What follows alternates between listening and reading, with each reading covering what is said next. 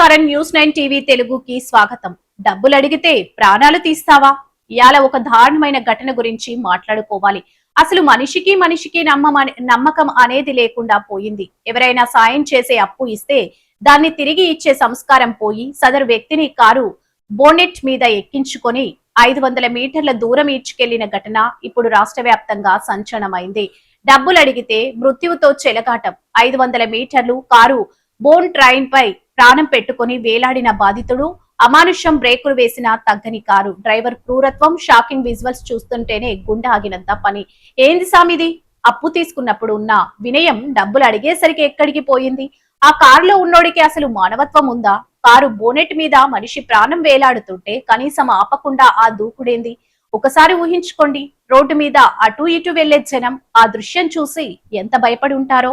బాధితుడు ప్రాణం కాపాడుకోవడానికి బోనెట్ ను గట్టిగా పట్టుకొని పడుకున్నాడంటేనే అర్థం చేసుకోవచ్చు అవతలి వ్యక్తి ఎంత క్రూరంగా ప్రవర్తించాడు. గాలిలో దీపం లాంటి మనిషిని కారు మీద పెట్టి ఈడ్చుకెళ్తుంటే చట్టానికి భయం లేదా? సమాజంలో మనిషి బతుకు అంత చౌకైపోయిందా? ప్రస్తుతం ఈ వీడియోలు సోషల్ మీడియాలో వైరల్ అవుతున్నాయి. సదరు డ్రైవర్ తీరుపై అందరూ మండిపడుతున్నారు. పోలీసులు రంగంలోకి దిగి కేసు నమోదు చేశారు. అయితే ఇటువంటి మృగాలకు కఠినమైన శిక్ష పడకపోతే రేపు ఇంకెంత మంది ప్రాణాలు గాల్లో కలుస్తాయో అన్న భయం అందరినీ వెంటాడుతుంది. ఈ సంఘటనపై మీ అభిప్రాయం ఏందో కామెంట్స్ చేయండి. ఇలాంటి మరిన్ని అప్డేట్స్ కోసం చూస్తూనే ఉండండి న్యూస్ 9 టీవీ తెలుగు. జై